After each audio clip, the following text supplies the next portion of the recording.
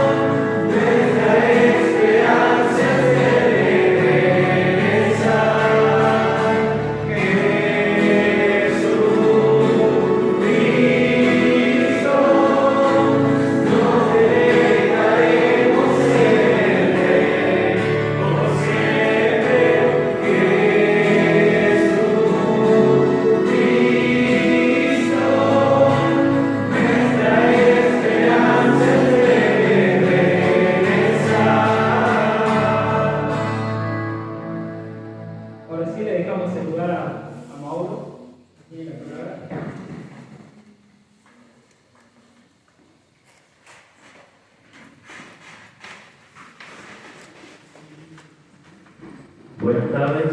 Buenas tardes. ¿Cómo están? Bien.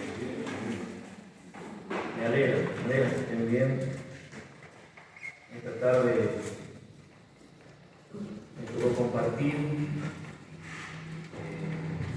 el tema que se viene desarrollando en estos días o estos domingos, el tema de ideología, y a mí me toca la parte de lo que es la iluminación espiritual, la iluminación bíblica. Y estaba pensando, ¿no?, en estas palabras, iluminación, y se me venía a la mente, ¿no?, como modo de introducción, algo que ocurre normalmente en el trabajo donde estoy aquí en trabajar. Algo que ocurre allí es que caminar, a veces toca caminar o trabajar en lugares donde hay poca iluminación. Y la frase que se repite allí con el personal que trabaja, cuando no hay iluminación en el sector, es: Mauro, no se puede trabajar así. Haga poner luz, por favor. Así es lo que me dicen a mí cuando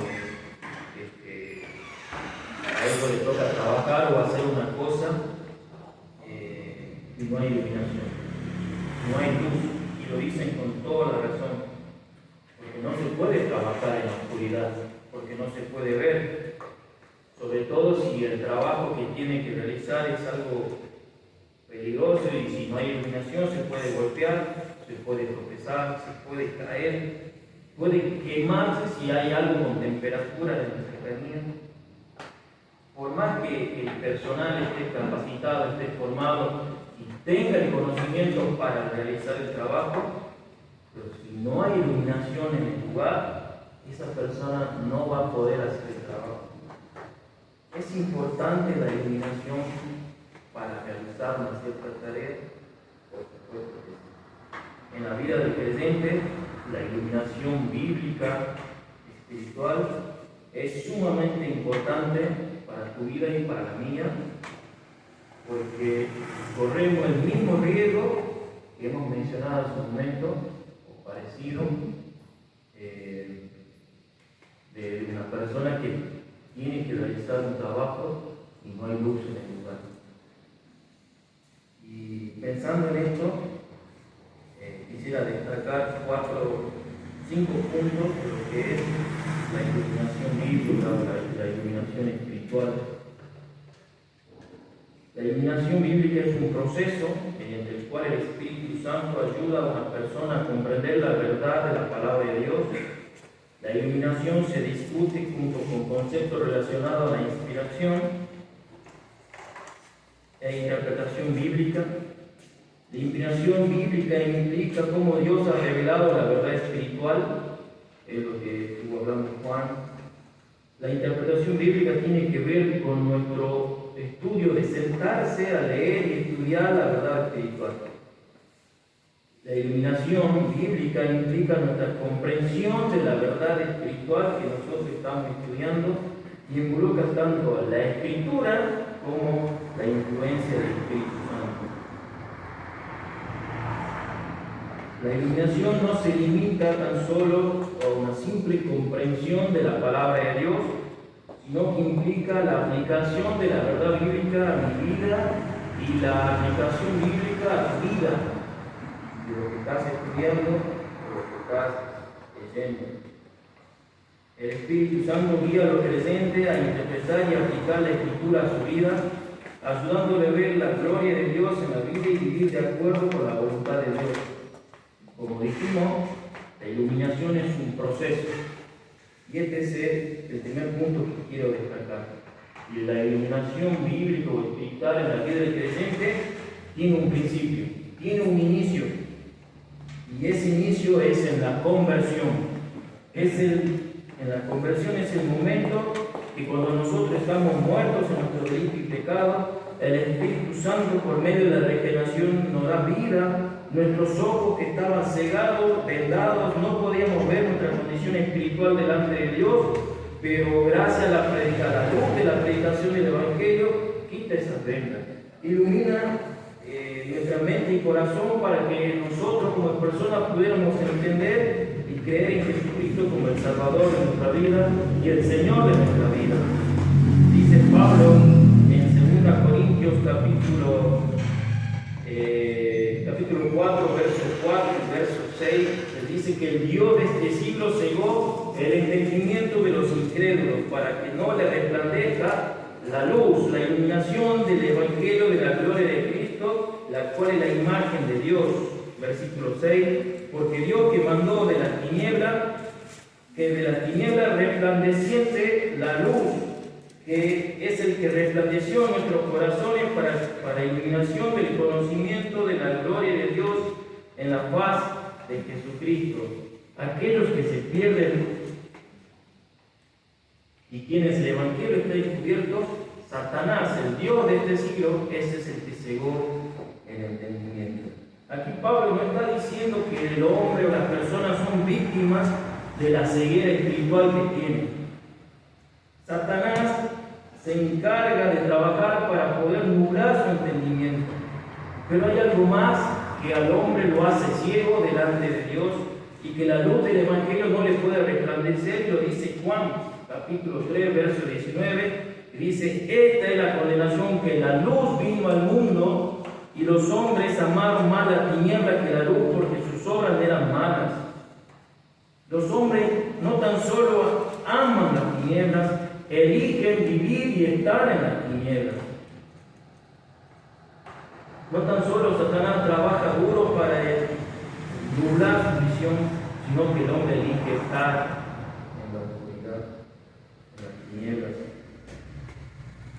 Pablo señala allí que el entendimiento del incrédulo está cegado. Satanás obra en el corazón y en el entendimiento del incrédulo, pero la principal batalla de las personas está en su mente, en su entendimiento. Es por eso que Dios ha elegido la predicación del Evangelio, su palabra, para transmitir la luz, para que pueda tocar el entendimiento y pueda sacar la venda que el Dios de este siglo ha puesto en los incrédulos. Dice: el Dios de este siglo solamente es capaz de cegar el entendimiento de los incrédulos. Deja claro allí que Satanás, el Dios de este siglo, puede nublar solamente el entendimiento de aquellos que no creen, aquellos que rehúsan creer en la persona del Señor Jesucristo y la obra que hizo en la cruz del Calvario. Pablo estaba consciente de lo que él estaba hablando. Él entendía perfectamente lo que estaba escribiendo en estas palabras allí a los hermanos en Corinto. ¿Por qué? Porque él mismo, Pablo, estuvo completamente ciego a la verdad de la palabra de Dios, hasta que Dios mismo, camino a Damasco, se le aparece. Él dice allí: Dios que mandó que de las tinieblas resplandeciese la luz. Pablo está diciendo: el Señor Dios que creó la luz en el mundo físico puede llenar tu corazón con la luz espiritual. Pablo cita la idea de Génesis capítulo 3, cuando dice: Dios allí sea la luz, y la luz fue hecha. Pablo en verdad creía en el hecho de lo que enseña la palabra de Dios de la creación, que tan solo con su palabra, cuando dice Dios creó la luz con una sola palabra, con una sola orden. Y Pablo creía exactamente lo que sucede en las personas que creen en el Evangelio. Pablo experimentó allí cuando el Señor se le apareció a él el camino a Damasco, y esa luz resplandeciente resplandeció en su corazón, y Dios transformó su vida.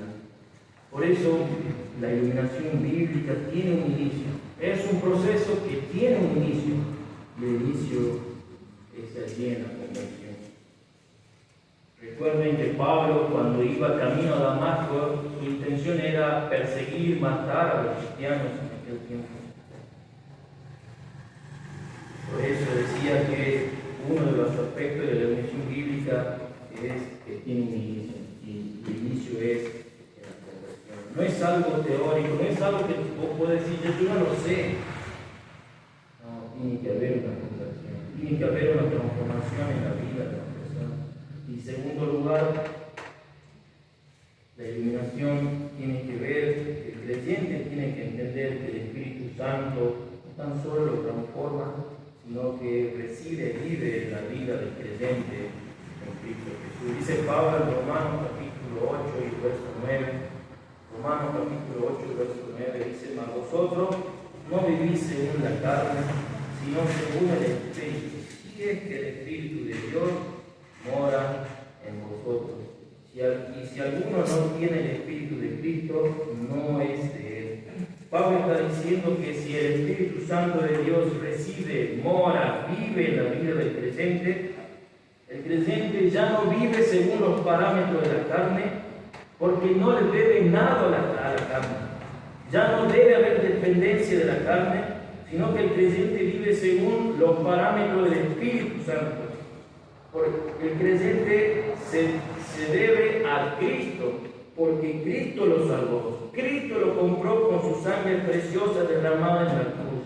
El creyente era esclavo del pecado y de Satanás, caminaba por este mundo. Ahora el creyente es libre de decidir, de vivir según los parámetros del Espíritu Santo, porque se debe a Cristo, porque Cristo lo compró. Pedro dice en su primera carta, capítulo 2, verso 9, que Dios nos llamó de las tinieblas a su luz admirable. ¿Para qué Dios nos llama de las tinieblas a su luz admirable? Allí Pedro dice: para anunciar las virtudes de Cristo. ¿Cómo vas a anunciar las virtudes de Cristo si estás viviendo en tinieblas? ¿Cómo vas a poder anunciar el perdón de Dios si vivimos en oscuridad? Pablo va a decir también: si alguno no tiene el Espíritu de Cristo, no es de él. ¿Te has preguntado alguna vez en tu vida si sos de Cristo? Si tenés el Espíritu de Dios, el Espíritu Santo viviendo en tu vida, en mi vida. El Espíritu Santo te ha llevado a Cristo. El Espíritu Santo pone el deseo en tu vida de honrar a Jesús. El Espíritu Santo te conduce a ser más como Jesús. El Espíritu Santo está obrando en tu corazón. En Juan capítulo 14 el Señor Jesús está allí con sus discípulos. El Señor sabe que pronto va a ir a la cruz. Él sabe que después de la cruz, después de su resurrección, Él tiene que volver al Padre. Y esa noticia le da a conocer a sus discípulos en ese lugar. Y en ese momento Jesús, además de anunciar esto, les da la promesa que vendría el Espíritu Santo, el Consolador, el Paracleto, de la misma naturaleza que Jesús, la tercera persona de la Trinidad. Juan 14, versículo 16 dice: y yo rogaré al Padre y os dará otro Consolador para que esté con vosotros para siempre. El Espíritu de verdad, el cual el mundo no puede percibir porque no lo ve ni le conoce, pero vosotros le conocéis porque mora con vosotros y estará en vosotros. El Señor Jesús promete el Consolador, el Espíritu Santo, que estaría con el creyente para siempre, no como en el Antiguo Testamento, que permanecía de manera temporal y luego se iba. El Señor promete que cuando Él se fuera, allí a sus discípulos vendría el Consolador y estaría para siempre. Y así Jesús, en contraste con el mundo, con la gente que vive en tinieblas, con las personas que no son creyentes, Él destaca tres aspectos en relación del creyente con el Espíritu Santo. En contraste con el mundo, el creyente, dice allí el Señor, que el creyente debe conocer al Espíritu Santo. En contraste con el mundo, dice allí el Señor, que el creyente debe tener al Espíritu Santo con él. Y en contraste con el mundo, el Señor dice que el creyente debe tener al Espíritu Santo en él. Si estas tres características no se cumplen en la vida del creyente, no puede haber iluminación. Y es por eso que con esta relación con el Espíritu es que nos da a entender la verdad de la palabra de Dios, porque Él es la fuente de la verdad. Él es quien la imparte. El hombre no puede conocer la verdad de Dios fuera de la función del Espíritu Santo. En el capítulo más adelante, capítulo 16 de Juan, allí el Señor Jesús va a decir que cuando venga el Espíritu de verdad, Él os guiará a toda la verdad, porque no hablará por sí propia cuenta, sino que hablará todo lo que oyere y os hará saber las cosas que habrán de venir. Él me glorificará porque tomará de lo mío y os hará saber. La obra que el Señor comenzó debía ser continuada por el Espíritu Santo. Él guía al pueblo de Dios a toda la verdad y lo hace por medio de las escrituras que ya está escrita. Él no habla y no puede hablar por su propia cuenta, como dice el Señor. No, Él da a conocer lo que el Padre y Hijo dieron a conocer. Hoy por hoy nosotros tenemos el canon terminado, el canon cerrado, la palabra de Dios, y es el Espíritu Santo que a través de las Escrituras da a conocer lo que el Señor quiere enseñarnos. Un comentarista dice: los cristianos debemos estar conscientes de la necesidad permanente de la obra del Espíritu Santo para arribar a la verdad libertadora de Dios en las Escrituras. Necesitamos el poder del Espíritu Santo en nuestra vida y predicación de manera constante, pues nunca habrá un momento en nuestra vida en que no necesitemos de la guía de la verdad del Espíritu Santo. Entonces habíamos dicho que la iluminación tiene que ver que el creyente tiene que ser consciente que el Espíritu Santo vive, mora en el creyente. Tercero, la iluminación está relacionado o viene acompañado con la lectura y el estudio de la palabra de Dios, ya que la palabra de Dios es que ilumina nuestro entendimiento, limpia nuestro entendimiento. De nada sirve tener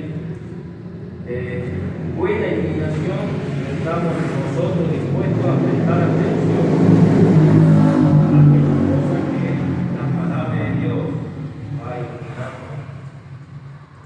Juan capítulo 12, verso 46, dice el Señor allí, Juan 12, verso 46, yo, dice el Señor, la luz, he venido al mundo para que todo aquel que cree en mí no permanezca en tinieblas. Y la palabra de Dios no hace que distingamos lo que nosotros somos, y no hace que nosotros distingamos lo que tenemos alrededor, entonces estamos permaneciendo en tinieblas. Eso es lo que ocurría en la vida de los fariseos en aquel tiempo, de los religiosos de aquella época. Jesús en los versículos anteriores dice: entre tanto que tenéis la luz, hablando de él, creed en la luz. Pero a pesar, dice allí, versículo 37, pero a pesar de que había hecho tantas señales delante de ellos, no creían en él. Los fariseos estos religiosos eran personas tremendamente conocedores de la palabra de Dios, de las Escrituras en aquel momento. Por eso decían: no sirve de nada tener ese conocimiento o esa iluminación, si queremos decir, si no estamos dispuestos a prestarle atención. Si la palabra de Dios no hace que nosotros distingamos lo que somos y lo que tenemos alrededor, estamos permaneciendo en tinieblas como los fariseos. La luz está para percibir, está para obedecerla, y de otra manera no podemos ver el camino. En un mundo oscurecido no es recomendable dejar de prestar atención a la luz. Hay cosas, quizás cuando nosotros nos sentamos a leer la palabra de Dios, que son algunas más difíciles que otras de comprender, ¿verdad? Cada vez que nosotros nos sentamos a leer un tema o estudiar un capítulo, un versículo, algunas quizás cosas son más difíciles que otras poder comprenderlo. Pero hay cosas que son básicas, que no necesitan explicación, porque en el mismo mandamiento de la palabra de Dios está la respuesta. Quizás en tu vida o en la mía, o hay jóvenes quizás que se preguntaban, doy un ejemplo, ¿no? O preguntaban a algún responsable: ¿puedo ponerme de novio o de novio con alguien que es del mundo? ¿Puedo yo, aunque no haya preguntado a una persona responsable, quizás te han preguntado a vos mismo, o quizás estás involucrándote emocionalmente con una persona que no es del Señor? Pablo dice en 2 Corintios 6:14, no os unáis en yugo desigual con los incrédulos, porque ¿qué compañerismo tiene la justicia con la injusticia? ¿Y qué comunión la luz con la tiniebla? ¿Y qué concordia Cristo con Belial? ¿O qué parte el creyente con el incrédulo? ¿Y qué acuerdo hay entre el templo de Dios y los ídolos? Porque vosotros sois templo del Dios viviente. Si sos creyente y insistís con esto de ponerte de novio, o pensás que podés ponerte de novio con alguien que no es el Señor, hay algo en tu vida que no está bien. Hay algo que no estás entendiendo. El Señor te sacó de la oscuridad de ese lugar y querés volver a ese lugar. El Espíritu Santo está con vos y está en tu propia vida. Vos tenés que vivir la vida de acuerdo a los parámetros de la palabra de Dios. El incrédulo no, él está él está ciego, está muerto en su delito y pecado. Por eso la iluminación está relacionada con el estudio de la palabra de Dios. Debe iluminar nuestra propia vida y nuestro alrededor. ¿Cómo está el estudio de la palabra de Dios en tu vida? ¿Cómo está en tu vida? El Espíritu Santo trabaja con el estudio y la meditación de la palabra de Dios, porque limpia tu mente, limpia mi mente de todo lo que nosotros consumimos diariamente y llena la mente con la palabra de Dios. En cuarto lugar, la iluminación tiene que ver con la guía de la palabra de Dios o de la guía espiritual que el creyente necesita. Dice un comentarista, la luz bíblica es la que va iluminando de forma precisa y específica el terreno que vamos recorriendo. El Salmo 119 es el capítulo más largo que encontramos en la palabra de Dios, pero es un capítulo que canta acerca de la palabra de Dios. Y hay un salmo muy conocido, además hay una canción que quizás hemos cantado o se cantaba hace mucho aquí, el Salmo 119, 105. Lámpara es a mi pie, tu palabra, lumbrera. El creyente camina por este mundo inmerso en un sistema que está oscuro, que está corrompido, donde gobierna el maligno Satanás, donde él ha cegado el entendimiento de los incrédulos, y que el incrédulo vive inmerso allí, nosotros también, y el incrédulo ama las tinieblas y vive según la corriente de este mundo, y el creyente no. El incrédulo elige vivir en la oscuridad. Por eso el creyente frente a este sistema necesita la luz, la guía de la palabra de Dios,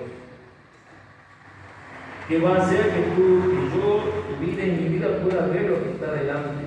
Sin la luz de la palabra de Dios, vamos a tropezar, vamos a caer, vamos a pecar delante de Dios.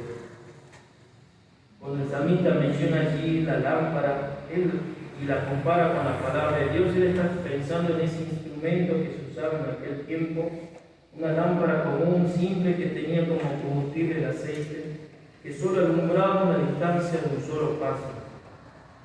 Eso hace la palabra de Dios, alumbra paso a paso nuestra vida en una sociedad totalmente oscura.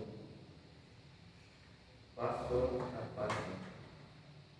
Aún si llegáramos a tropezar, la misma palabra de Dios nos alienta para levantarnos. Él nos sostiene, su palabra nos sostiene y nos va a seguir guiando. También el salmista va a decir el lumbrera en mi camino. Cuando él menciona así la palabra lumbrera, él está diciendo que la palabra de Dios no tan solo mostraba las pisadas del creyente, sino que el salmista muestra, la palabra de Dios muestra el camino que el creyente debe permanecer. Por eso la iluminación tiene que ver con la guía. ¿Estás caminando por el lugar correcto? ¿Estás permaneciendo en el camino que Dios ha trazado para tu vida? ¿Estás caminando en el lugar correcto? ¿Estás permaneciendo en el camino que Dios ha trazado para tu vida? En quinto lugar, y por último, la iluminación tiene que ver con la fe del creyente. Si hay algo que es imposible para el ser humano, puede ir más rápido que la velocidad de la luz. Se dice que la velocidad de la luz, su velocidad es 300.000 kilómetros por segundo. Físicamente no puede estar por delante de la velocidad de la luz. El hombre no puede romper esa ley física. Está incapacitado, no puede. La fe del creyente no puede estar por encima de la palabra de Dios, de la luz de la palabra de Dios. Lo que la palabra de Dios enseña y dice de ciertas cosas es lo que es y punto. No se puede discutir. Por lo menos hay dos razones por las cuales la fe no puede estar por encima de la palabra de Dios. Primero, porque la fe es un don de Dios, es un regalo de Dios. No es algo tuyo, es algo que Dios te ha dado cuando te convertiste a Él. Efesios capítulo 2, verso 8, un texto conocido, dice Pablo, porque por gracia sois salvos por medio de la fe, y esto no de vosotros, pues es un don de Dios. Y la segunda razón por la cual la fe no puede estar por encima de la palabra de Dios, la segunda razón es que la fe viene de la palabra de Dios. Aquí dice Pablo dice en Romanos 10:17, así que la fe es por el oír y el oír por la palabra de Dios. Si la fe es un regalo de Dios y la fe viene por el oír de la palabra de Dios, entonces la fe del creyente debe estar alineada con los propósitos de Dios. ¿Usted está alineado con los propósitos de Dios, con lo que Dios dice en su palabra? Pablo va a decir también en el capítulo 1 de Efesios, allí hablando de los hermanos creyentes de Éfeso, el capítulo 1, verso 17, dice allí en los versículos anteriores, habiendo oído de vuestra fe, no ceso de orar por vosotros, versículo 17, para que el Dios de nuestro Señor Jesucristo, el Padre de gloria, os dé espíritu de sabiduría y de revelación en el conocimiento de Él, alumbrando los ojos de vuestro entendimiento, para que sepáis cuál es la esperanza que Él os ha llamado, cuál es la riqueza de la gloria de su herencia. Pablo oraba para que el Padre concediera a los hermanos en Éfeso espíritu de sabiduría y de revelación. No de revelación para ver la vida de los demás, tener la capacidad de poder predecir los eventos futuros, sino un espíritu de sabiduría y de revelación y iluminación para tener mejor conocimiento de Cristo, para tener mejor conocimiento de Dios. Por eso, la fe no puede estar por encima de la palabra de Dios, sino que tiene que estar alineada a los propósitos de Dios. Si no está alineada a los propósitos de Dios, entonces no puede haber iluminación. Entonces, pensando o volviendo al ejemplo, terminando al ejemplo que había comenzado diciendo, por más que tú sepas de la palabra de Dios, por más que tú sepas lo que Dios dice sí o lo que dice no, pero si no hay iluminación, no hay transformación en tu vida, no hay una conversión en tu vida, si la fe no está alineada a la palabra de Dios, si el Espíritu no te está guiando con la palabra de Dios, no puede haber iluminación bíblica en tu vida ni en la vida. ¿Sí? Oramos. Terminamos luego de este espacio para Juan. Señor, que estás en el cielo, gracias te damos, Padre, por tu palabra, gracias, Señor, porque podemos encontrar en ella esta verdad. Señor, te rogamos que tú nos ayudes a vivir de acuerdo a tu palabra, de acuerdo a los parámetros de tu palabra, lo que el Espíritu Santo enseña y dice de las Escrituras. Ayúdanos, Señor, a sentarnos a estudiar y pasar tiempo con tu palabra, y que esa palabra, Señor, pueda transformar nuestra vida, que nuestra fe pueda fortalecerse y agarrarnos siempre de tus manos, Señor, y caminar en este camino que tú has trazado para nosotros. Ayúdanos, Señor, a vivir de acuerdo a tu palabra, y ayúdanos, Señor, a agarrarte siempre. A pesar de que a veces nosotros sabemos lo que tú dices que sí, y sabemos lo que tú dices que no, que fallamos, Señor, y caminamos y hacemos tampoco. Señor, te pedimos perdón por él y te rogamos tu ayuda para que siempre permanezcamos cerca de tu luz y caminemos siempre en tu camino. Señor, te rogamos tu ayuda, dejamos el resto que quede en tus manos, dándote las gracias. En el nombre del Señor Jesús. Amén.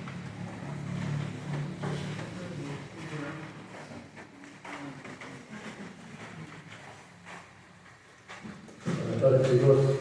Buenas tardes.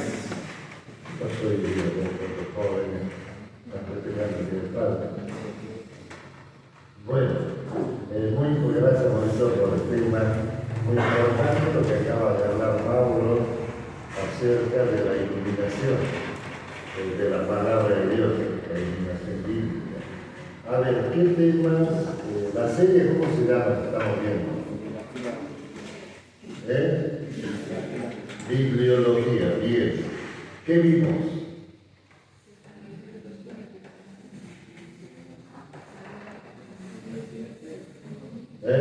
¿Qué vimos hasta acá de bibliología? ¿Por qué aparecer el tema? ¿Cómo? La inspiración, ¿qué más? La ignorancia, ¿qué más? La revelación, ¿qué más?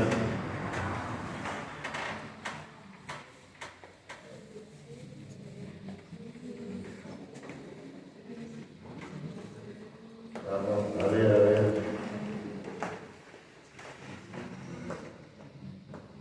Bueno, voy a empezar a apuntar.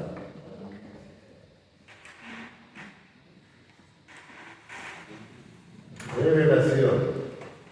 Primero Dios, ¿quién dio? ¿Quién comenzó con la serie? Eduardo. ¿Qué dio Eduardo? La introducción a la bibliología. Después, ¿quién dio? Carlito. ¿Qué dio Carlito? La revelación. Después, ¿quién dio? Después dio Juan. ¿Qué dio Juan? La inspiración. Después, ¿quién siguió? David. ¿Qué dio David? Y después, ¿quién dio? Después de David, ¿quién dio? ¿Y qué dio Mauro? La iluminación. Bueno, seguro que ustedes ya saben todo eso, ¿no? Ya quedó grabado. Sí. Qué importante que chicos que podamos no solamente escuchar, sino que decir, gracias Señor por lo que nos revelaste, por lo que nos inspiraste, nos iluminaste y nos sigues iluminando. Sigamos, vamos en una partecita decía que la Biblia, hay partes de la Biblia que tal vez no es tan difícil, hay partes que sí es difícil. ¿Sí o no? ¿Es así? ¿Qué dicen ustedes? Sí. Hay partes que pareciera ser que yo leo una sola vez y es suficiente, pero hay partes que yo leo una vez y no entendí nada. Entonces, ¿qué tengo que hacer? Volver a leer. No volví a entender nada. ¿Qué tengo que hacer? Volver a leer. No volví a entender. ¿Qué tengo que hacer? Volver a leer.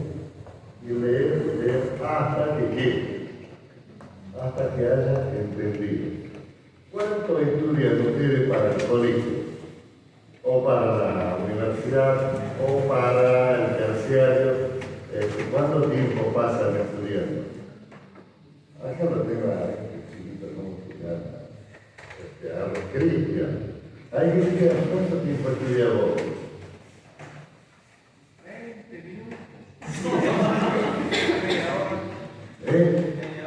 Bien, ¿y cómo te va? Espectacular, ¿sí crees? Bien. Ahora, ¿por qué estudiar 20 minutos y te va bien? No, pero un rato antes de la prueba. Ahí la casa de... ¿Sabes lo que pasa? Por ejemplo, por lo menos a mí lo que me pasaba era que en la clase hay profesores que son muy didácticos. ¿Sí? Y el profesor da la clase y uno está atendiendo y uno lo entiende. Entonces después, tal vez pasa como Cristian, yo voy y